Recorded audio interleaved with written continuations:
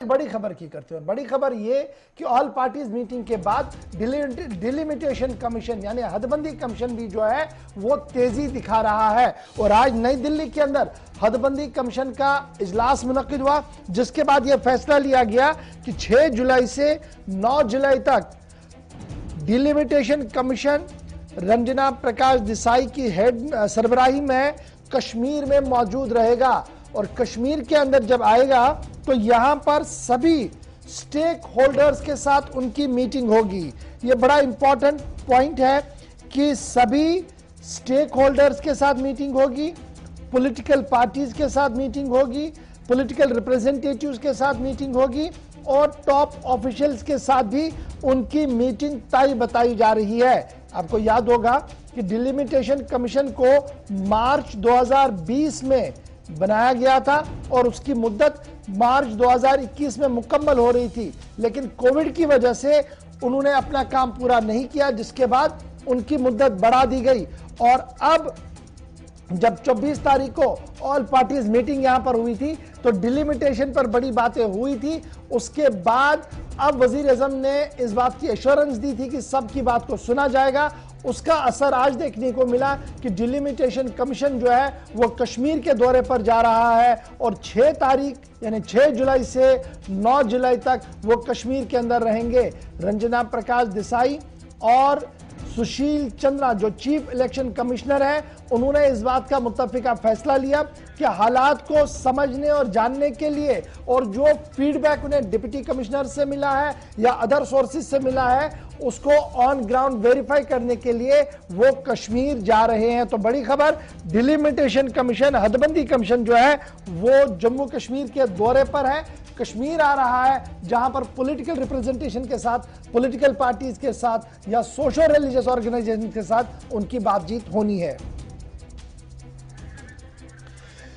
चलिए जी, मेरे साथ 2 मेहमान ज्वाइन कर चुके हैं। रविंदर शर्मा जी प्रदेश कांग्रेस कमेटी के स्पोक्स पर्सन है और मेरे साथ इफ्तिखार मिसगर साहब मारूफ तजिया निगार है और जम्मू कश्मीर के हालात को बगौर जानते हैं। बहुत बहुत शुक्रिया जी दोनों का हमारे साथ ज्वाइन करने के लिए। सबसे पहले इफ्तिखार मिसगर साहब, 24 तारीख के बाद सियासत आहिस्ता आहिस्ता करके तेज हो रही है और जो खबर लगातार हम 2 दिन से बता रहे थे कि बड़ी चीजें तब्दील होनी है, तब्दीली का पहला असर कि डिलिमिटेशन अब बाज़ाब्ता तौर पर कश्मीर और कश्मीर के अंदर सभी जमातों के साथ, पॉलिटिकल लीडर्स के साथ, सिविल सोसाइटी के साथ और अफसरों के साथ मुलाकात, इस पहल को आप कहां पर देख रहे हैं और जो बड़ा इम्तिहान इसके बाद है उस इतिहाद के लिए जो पीपल्स अलायंस है, गुपकार डिक्लेरेशन वाले लोग हैं, उनके लिए कितना बड़ा चैलेंज है?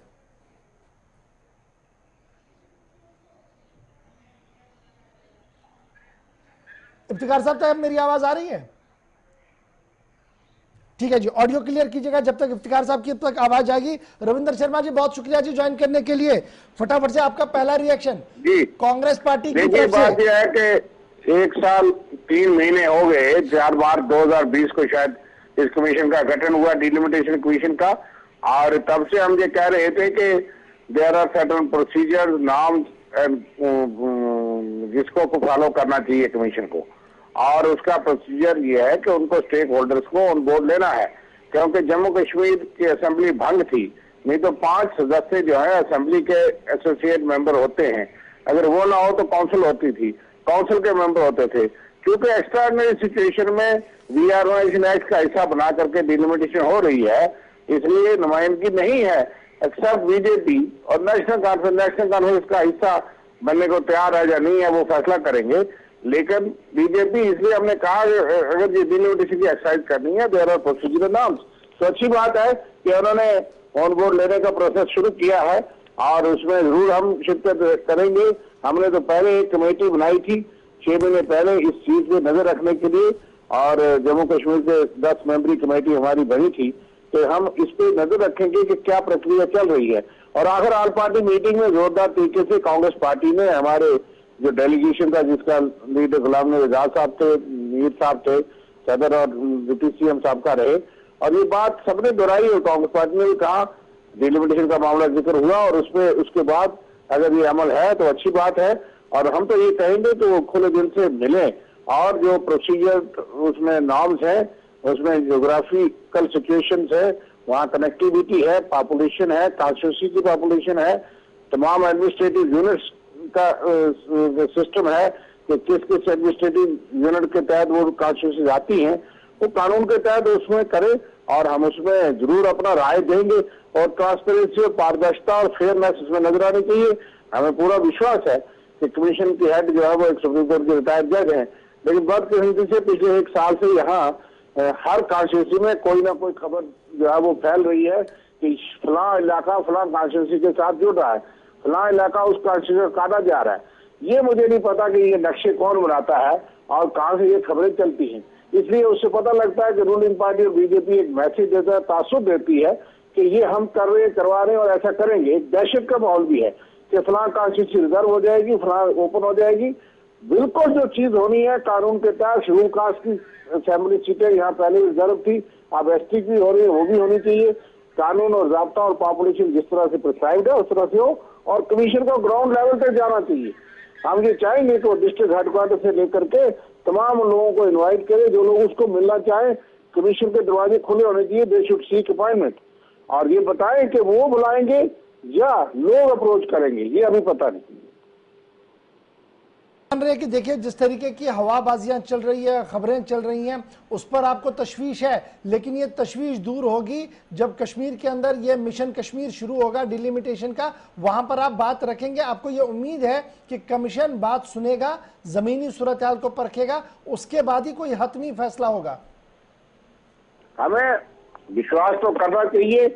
मैंने कहा कि रिटायर्ड सुप्रीम कोर्ट की जज उसको हेड करती हैं, और कमीशन इसीलिए बनाया जाता है कि सार्कार का हिस्सा नहीं होता, कि कमीशन निष्पक्षता से, फेयरनेस से, इंडिपेंडेंट से, अनइन्फ्लुएंस्ड काम करे। अगर वो किसी सरकार या सरकार की पार्टी के इन्फ्लुएंस में काम करना नजर आएगा तो बहुत दुर्भाग्यपूर्ण होगा।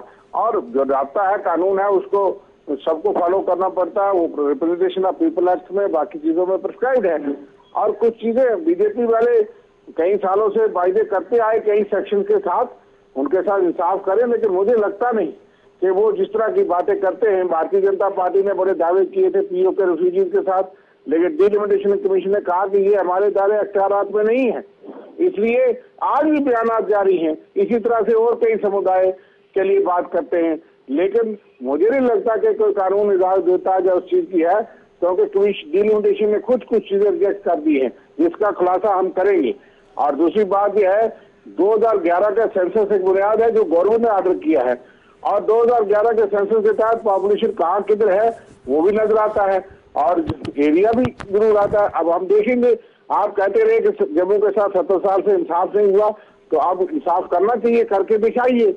और मगर यह है कि ये बातें कौन करता था, इसलिए आज डिलिमिटेशन कमीशन एक इंडिपेंडेंट इंस्टीट्यूशन है, उसको इंडिपेंडेंटली फेयरनेस से काम करना चाहिए, लोगों से बहुत बहुत शुक्रिया जी हमारे साथ रविंद्र शर्मा जी ज्वाइन करने के लिए। उम्मीद है कि कमीशन इंडिपेंडेंटली काम करेगा, फेयरलेस काम करेगा, और जो खदशात हैं उन्हें भी दूर करें। मैं गेस्ट के पास जरूर चलूंगा, इफ्तिखार मिसगर साहब के पास। मैंने पहले ही कहा कि इसमें बड़ी चीजें जो है सियासत हो रही है, और एक सियासत का पहलू हमने कल भी आपके सामने डिक्लेयर किया था कि जब पीपल्स कॉन्फ्रेंस ने एक बड़ी बात कही कि मुजफ्फर बेग साहब को पार्टी में तो है ही नहीं, उन्हें तो बाहर का रास्ता दिखाया गया। इतना ही नहीं, सफीना बेग के लिए भी अलार्म बेल बजाते हुए यह कह दिया कि अब वो चेयरमैन नहीं रह सकती है, क्योंकि अदम एतमाद की तहरीक पेश की जाएगी। सबसे बड़ी पार्टी पीपल्स कॉन्फ्रेंस वहां पर है, इसलिए पीपल्स कॉन्फ्रेंस को यह हक है कि उनका आदमी वहां पर चेयरमैन बने। लेकिन आज मेरे साथी ने बात की है सफीना बेग से और जानने की कोशिश की है बदलते हालात के बीच ऊंट किस करवट बैठेगा।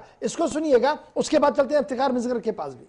जम्मू कश्मीर के अंदर राजनीतिक जो मतभेद हैं वो लगातार जारी हैं, यानी एक तरफ से बयान आ रहे हैं, उसके बयान में काउंटर दूसरी तरफ से लगातार किया जा रहा है। कुछ समय से थोड़ी सी शांति नजर आई थी, लेकिन अब दोबारा से एक बार जो राजनीतिक हम कहें तो एक तरह से मतभेद और विवाद हैं वापस जम्मू कश्मीर के अंदर आ चुके हैं, क्योंकि एक बयान है जो पिछले कई दिनों से फेसबुक, सोशल मीडिया, वेबसाइट्स और कहीं सारे हम कहें तो जो पूर्व मंत्री रहे हैं या फिर पूर्व राजनेता हैं जम्मू कश्मीर के, उनके ट्विटर हैंडल्स पर नजर आई है।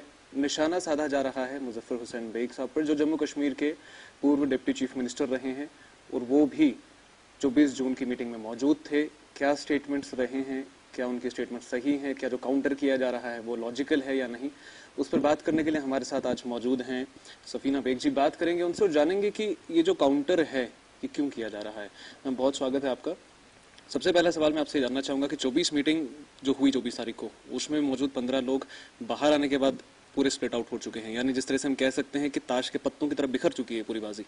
लेकिन इसमें एक चेहरा एक ऐसा सामने निकल कर आया जिनके बयान पर काफी ज्यादा विवाद बन रहा है पिछले कुछ दिनों से, उसके बारे में जानना चाहेंगे कि आखिर उनके द्वारा दिया गया वो बयान इतना कॉन्ट्रोवर्शियल क्यों बन रहा है? देखिए, पहली बात यह है कि एक और बात आ रही थी कि जो बेग साहब ने इंटरप्ट किया। बेग साहब ने कोई इंटरप्ट नहीं किया। इंटरप्ट जिसने किया उसका नाम मैं अभी नहीं लूंगी, राइट टाइम पे लूंगी। जब बेग साहब बोल रहे थे तो किसने इंटरप्ट किया वो मैं राइट टाइम पे नाम लूंगी। यहाँ से 14 लोग जो गए थे, इनका मुद्दा और मकसद यही था कि जम्मू कश्मीर के लोगों को कुछ राहत मिले। इनकी इंटेंशंस पे शक तो किया नहीं जा सकता है, लेकिन हर एक ने अपने अपने तरीके से अपना अपना पॉइंट ऑफ व्यू रखा। बदकिस्मती यह है कि इनको जो है इनको वापस आके एक दूसरे की टोपी नहीं उतारनी थी, बल्कि इनको दोबारा कंसोलिडेट करना था। जो कुछ इन्होंने वहाँ अपने तरीके से बातचीत रखी, उसको देखना चाहिए था कि आगे जो next step government of India के साथ होगा उसमें क्या किस तरीके से दोबारा ये बात उठाई जाए कि जम्मू कश्मीर के लोगों के हवाले के कुछ मिले, जम्मू कश्मीर के लोगों को कुछ राहत मिले। जैसे आपने उमर साहब का बयान देखा होगा कि हर एक पार्टी में से एक को बोलने का मौका मिला, तो बेग साहब को एज डिप्टी चीफ मिनिस्टर की एक्स डिप्टी चीफ मिनिस्टर की कैपेसिटी में वहां बुलाया गया था, तो उसी सिलसिले में बेग साहब ने अपनी बात वहां पे रखी। बेग साहब कॉन्स्टिट्यूशन को बहुत अच्छी तरह से जानते हैं और हर चीज को बहुत हिस्ट्री पे भी नजर है, कश्मीर की हिस्ट्री पे भी नजर है। दूसरा, बेग साहब की एक बात है कि वो ऐसी बात नहीं है कि वो वहां भी झूठ बोलेंगे फिर आके यहाँ लोगों को भी झूठ बोलेंगे, वो उनसे हो नहीं पाएगा। जिस तरीके से जम्मू कश्मीर की ऑटोनॉमी आज तक इरोड हुई, आपको पता है, कोई चीज आज तक वापस नहीं आई है। उमर साहब ने खुद भी अपने बयान में कहा कि 370 बीजेपी ने कभी हमको वापस करेगी नहीं। ले देखे हमारे पास सुप्रीम कोर्ट एक वाहिद है, एक इंस्टीट्यूशन, जिसे हमें उम्मीद है कि हो सकता है कि वो हमारे हक में कोई कभी ये दे दे, उसमें 70 साल भी लग सकते हैं।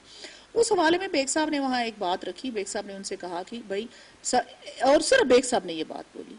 पहले तो मैं कहती हूँ गवर्नमेंट ऑफ इंडिया को अब ये एक दूसरे की टोपी इतना उतारना शुरू कर दी है, और हमारे ऐसे ऐसे एनालिस्ट बैठ गए हैं सोशल मीडिया पे जिनको फैक्ट्स का कुछ पता नहीं, अपने अपने तरीके से, क्योंकि उनके अपने अपने इंटरेस्ट हैं। This is very unfortunate. तो वो सोचते हैं इस तरीके से करने से, नेगेटिविटी सर्कुलेट करने से शायद कोई चीज हासिल हो जाएगी। कुछ नहीं होगा। अल्टीमेटली जो है आप डिस्क्रेडिट ही करते हो अपने आप को, ये सब बोल के।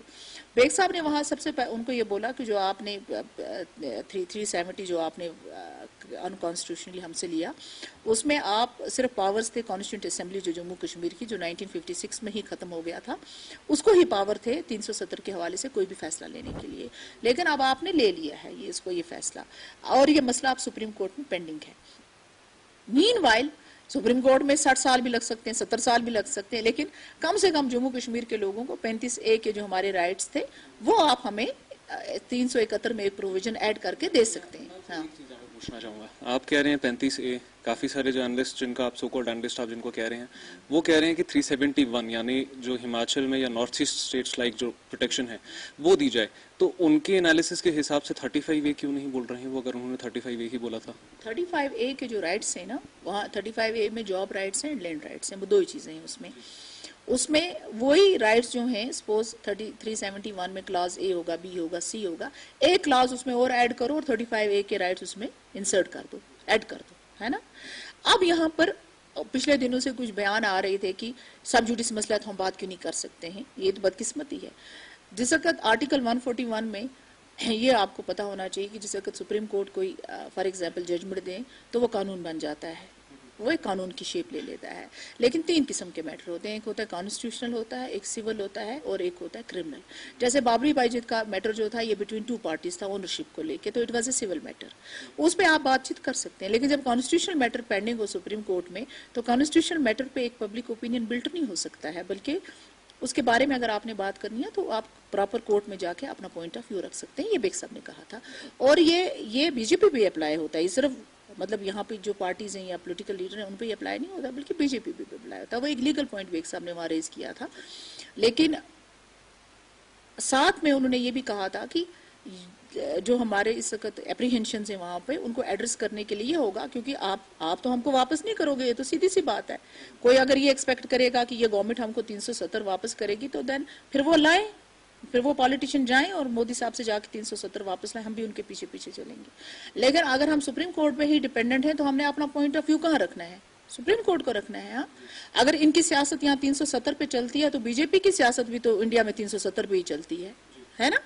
तो इसलिए जो राइट प्लेटफॉर्म है वो सुप्रीम कोर्ट है। लेकिन क्या हम इंतजार करते रहेंगे, हाथ पे हाथ रखे बैठे रहेंगे कि गवर्नमेंट को परस्यू करने की कोशिश करेंगे और मोटिवेट करने की कोशिश करेंगे कि कम से कम जो एप्रीहेंशन हमारे नौजवानों को है या कश्मीर के लोगों को है कि यहाँ डेमोग्राफी चेंज हो जाएगी, उन इश्यूज को एड्रेस करने के लिए आप हमारे इन राइट्स को प्रोटेक्ट कर दीजिए। ये उनका कहने का मतलब था। लेकिन मैं इस पे इंशाल्लाह बेग साहब चंद दिनों में बात करेंगे। लेकिन मैं कहती हूँ कि कब तक, मतलब इनको, ये मेरे बड़े हैं, पॉलिटिक्स में सीनियर है, लेकिन इनको शर्म आनी चाहिए। और मीडिया के भी चंद लोग ऐसे हैं जो सोचते हैं कि अपनी एनालिसिस बनाएंगे, फिर ये हो गया, इनके अपने छोटे छोटे इंटरेस्ट हैं। मतलब ये क्या चाहते हैं? ये नहीं चाहते हैं कि जम्मू कश्मीर में कोई राहत मिले लोगों को। दैट मीन्स ये पॉलिटिशियन नहीं चाहते हैं कि जम्मू कश्मीर को कोई राहत मिले यहाँ के नौजवान को। ये चाहते हैं कि इसी तरह बर्निंग इशू रहे और इनकी सियासत इसी पे चलती रहे। मुजफ्फर साहब ने तो बात करी, वहां पर वो नाम सामने आया कि बात हुई है। अब आपको भी being one of the closest to the party, या फिर मुजफ्फर साहब, आपको भी थोड़ा सा तो इस चीज का अंदाजा होगा कि किस किसने बात करी है, क्या क्या बात करी है, क्योंकि अकलमंदों के लिए इशारा काफी होता है। तो आप कोई इशारा देना चाहेंगे कि किसने क्या बात करी? मैं कहती हूँ कि जरा इस वक्त सबसे 370 तो ठीक है, हम लोगों सबकी डिमांड है, कौन नहीं चाहता है? मैं नहीं चाहूंगी 370 वापस है, कौन जम्मू कश्मीर का चाहेगा? हम तो कहते हैं कि आप हमको पुरानी पोजीशन दे दो, जो तीन चीजें गवर्नमेंट ऑफ इंडिया हमसे ले सकती थी, हम तो कहते हैं हमको वो भी दे दो। हाँ, लेकिन जो चीज नहीं हो सकती हम झूठ क्यों बोले लोगों को? मैं कहती हूँ चलो जी, हम हाथ जोड़ती हूँ प्राइम मिनिस्टर साहब से, मेहरबानी करके इन सब की वीडियो रिलीज कर दीजिए, ताकि, क्योंकि एक दूसरे की टोपियां उतारने में लगे हैं, मेहरबानी करके आप इनके, एक ही मेहरबानी कीजिए जम्मू कश्मीर के लोगों को, आप इनके वीडियो रिलीज कर दीजिए ताकि यहाँ इनको पता चले कि इन्होंने वहां बात क्या की है। मैं नहीं चाहती उनको एक्सपोज करना, क्योंकि ये फिर चलने के काबिल नहीं रहेंगे रास्ते में जो बातें इन्होंने वहां पर प्राइम मिनिस्टर साहब के सामने की। This is very very unfortunate. अभी फिलहाल के लिए अगर बात करें तो बेग साहब की पॉलिटिकल एफिलिएशंस पर भी कई तरह के सवाल आ रहे हैं। कुछ एनालिसिस ने ये भी कहा कि वो पार्टी से निकल चुके हैं या पार्टी ने निकाल दिया है, वो भी बात चल रही है। वो बेग साहब को कोई क्या निकालेगा? देखो, सजाद साहब जो हैं वो मेरे भाई हैं, बेग साहब को औलाद जैसे हैं, हमारा एक पर्सनल रिश्ता है, उस पे तो पॉलिटिक्स और नो पॉलिटिक्स हो ही नहीं सकता। अभी हमारी बातचीत चल रही थी किस तरीके होगा, क्या होगा, क्योंकि भेग साहब ये मत है कोई गया हो तो ज्वाइन कर लिया, ऐसे मत होता है। अभी हमारी बातचीत चल रही थी, कई हमारे साथी थे जिनके साथ बातचीत हो रही थी किस तरीके करेंगे, क्या करेंगे, और वो मुझे नहीं लगता है कि ये कोई इतना बड़ा इशू था जिसको इन्होंने इतना हाईलाइट कर दिया, फिर ये कर दिया। मतलब उमर साहब ने कहा he has not joined PC, मतलब आप 370-35 की बात कर रहे हो भाई, मुजफ्फर बेग ने पीसी ज्वाइन किया नहीं किया, ये कौन सा इशू था? ये तो कोई इशू ही नहीं था। मतलब ये क्या पॉइंट स्कोर करने की जरूरत थी? आखिरी सवाल आपसे पूछना चाहूंगा, क्या ये कह सकते हैं कि खुद पर से नजर हटाने के लिए एक सामने पॉइंट रखा जा रहा है कि सब उस पर नजर रखें, बाकी हमने जो करना है बैकडोर पे हम करते रहेंगे? देखिए, इनको ये हमेशा होता रहा है, क्योंकि मुझे इस चीज़ का फख्र है और मुझे लगता है कि जम्मू कश्मीर के लोग भी इस चीज़ को अप्रिशिएट करेंगे कि बेग साहब ने कभी डबल पॉलिसी नहीं की है। ये पाकिस्तान को भी पता है कि एक मुजफ्फर बेग यहाँ पर एक ऐसा पॉलिटिशियन है जिसने ना कभी पाकिस्तान को खुश करने की कोशिश किया, ना हिंदुस्तान को खुश करने की कोशिश की। ना बेग, मुजफ्फर बेग साहब की अहलिया और डीडीसी बारामूला भी है, बता रही थी कि यहाँ कुछ हुआ और किस तरीके से सियासत चल रही है। लेकिन चलते हैं जी, हमारे साथ इफ्तिखार मिसगर साहब ने दोबारा ज्वाइन कर लिया। बहुत शुक्रिया जी इफ्तिखार साहब ज्वाइन करने के लिए। सूरत हाल आपके सामने है जी, तज्जिया आपका देखना चाहेंगे, सुनना चाहेंगे कि जो मीटिंग हुई, ऑल पार्टीज मीटिंग, उसके बाद जो सूरत हाल उभर कर सामने आ रही है और हदबंदी तक बात आ चुकी है आज, कैसे आप इस पूरी पॉलिटिकल डेवलपमेंट को देख रहे हैं और आने वाले दिनों में गुपकार अलायंस के लिए कितना बड़ा इम्तिहान अब सामने आ रहा है? गौर साहब, जहां तक प्रीवियस मीटिंग का ताल्लुक है, तो मीटिंग को मुझे लग रहा है वो कोई शख्स नहीं होगा, वो कोई फर्द नहीं होगा जिसने उस मीटिंग का खैर मकदम मीटिंग से पहले नहीं रखा, क्योंकि सभी चाहते हैं कि इस मंजराम से हम 2019 से गुजर रहे हैं, हमसे हम निकलना चाहते हैं। हम भी एक रिलीफ की सांस जम्मू कश्मीर के लोगों को मिले। तो सभी लोग जमीनी हकायक यही है कि सभी लोग कहीं ना कहीं रिलीफ चाहते हैं। लेकिन जहां तक पीएचडी का वहां जाना, पीएचडी तो खैर वहां पे थी नहीं, क्योंकि वहां पे सेपरेटली उन्होंने सभी ने अपना मौक़िफ़ रखा और सेपरेटली वो वहां पे गए। तो पीएचडी का तो वहां पे कोई दावा हुआ ही नहीं। पीएचडी होता तो पीएचडी की एक रिप्रेजेंटेशन होती, तो वही आदमी, वही लीडर सारे पीएचडी को रिप्रेजेंट करता। तो शायद मेरे ख्याल से पीएचडी का जो मौकूफ था वो पहले ही खत्म हो गया था जब वो अलग अलग इस मीटिंग में चले गए। जहां तक डिलिमिटेशन का मसला है, देखिए मीटिंग के बाद मीटिंग से तो मुझे लग रहा है, जहां तक मैं इसको देख पाता हूं, इस मीटिंग की कामयाबी भारतीय जनता पार्टी का एजेंडा जो था पिछले 70 साल से जो एजेंडे पे वो काम करते आए हैं, तो उसी में हाँ मिलाने की कोशिश करी गई। और पुरानी ही नौकरी, पुरानी क्या उससे भी कम नौकरी पे मुतफिक हो गए लोग, क्योंकि मुझे लग रहा है यहाँ पे कहीं बर्तनों में जंग पड़ गया है तो वो अपने जंग को हटाना चाहते हैं। जम्मू कश्मीर के लोगों की हित की बात नहीं हो रही है। जहाँ तक डिलिमिटेशन का मसला है, देखिए सरकार ऐसे डिलिमिटेशन को आज की डेट में इतना महत्व दे रही है डिलिमिटेशन को, जबकि डिलिमिटेशन ऑल ओवर कंट्री 2026 में होना है। तो यहाँ पे डिलिमिटेशन करने का क्या जरूरी है? स्टेटहुड कहीं नहीं है, 370 हटा दिया, अनकॉन्स्टिट्यूशनली कदम चल रहे हैं। देखिए गवर्नर साहब, जब भी ये कोई पार्टी यहाँ पे मुल्क को नहीं चला रही है, एक सरकार चला रही है और डेमोक्रेटिक सरकार चला रही है, हिंदुस्तान सरकार चला रही है। हिंदुस्तान में एक कानून है कि आप हलफ उठाते हैं और हलफ में आप यही बोलते हैं कि मैं किसी भी संवाद, किसी भी रिलीजियस कास्ट क्रीड को नजरअंदाज नहीं करूंगा, ना किसी का पक्ष रखूंगा, मैं हक की बात करूंगा। लेकिन जम्मू कश्मीर के लोगों के साथ हक की बात हमें नजर नहीं आ रही है। डिलिमिटेशन पे इतना जोर दिया जा रहा है, कहीं लग रहा है कि डेमोग्राफी चेंज, ज्यादातर भारतीय जनता पार्टी का जो एजेंडा है उस पर काम हो रहा है। इंडियन कॉन्स्टिट्यूशन को हर दिन ब्रीच किया जा रहा है, इससे मुल्क की सालमियत कमजोर हो रही है, इससे मुल्क का वो एहसास, अक्कासी जो दुनिया भर में मानी जाती है, उस अक्कासी पे आज की डेट में उंगली उठ रही है।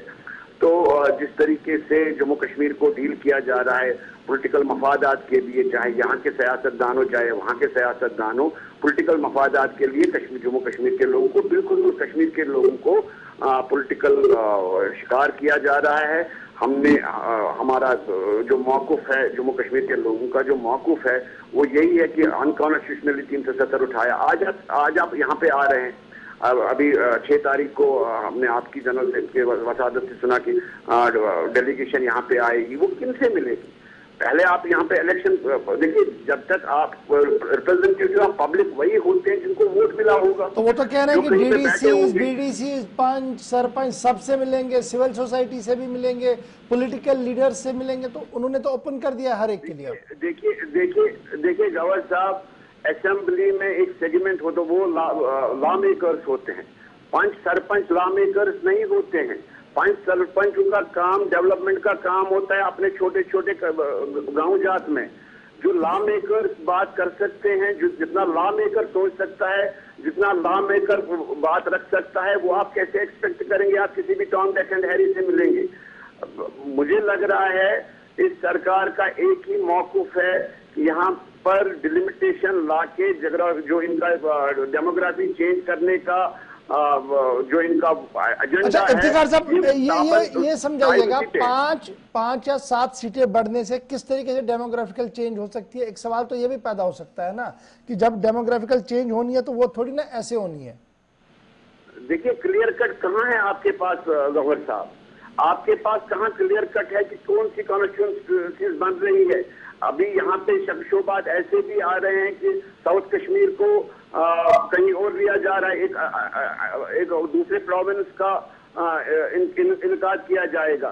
देखिए लोगों के सामने सब कुछ, आप मीटिंग बुला रहे हैं, उसका एजेंडा नहीं रख रहे हैं, ठीक है आप लीडरों के साथ मिल रहे हैं, लेकिन जहां तक आप लोगों का फैसला कर रहे हैं, अगर आप कानूनी फैसला कर रहे हैं तो लोगों को पता होना चाहिए कि कौन सी कॉन्स्टिट्यूंसीज बढ़ रही है, कहाँ बढ़ रहा है, कहाँ घट रहा है। लोगों के सामने तो अंधेरा है, आप कहीं पे क्लियर कट तो वाजे नहीं कर रहे हैं कि क्या कर रहे हैं आप। चलिए, बहुत शुक्रिया जी इफ्तिखार मिसगर साहब हमारे साथ ज्वाइन करने के लिए। खदशात अभी भी हैं, सवाल अभी भी हैं, उन सवालों के जवाब लोग भी ढूंढना चाह रहे हैं और पॉलिटिकल पार्टीज के लिए भी एक बड़ा सवाल है कि अब आगे क्या, क्योंकि अभी तक ये माना जा रहा था कि हदबंदी कमीशन को लेकर नेशनल कॉन्फ्रेंस ने खत लिखा, उस खत का जवाब आया नहीं, अब आगे इंतजार किया जाएगा। लेकिन अब जब कमीशन ही कश्मीर आएगा तो कौन कौन जाएगा, किस तरीके से जाएंगे, क्या बात रखेंगे, एक बड़ा सवाल।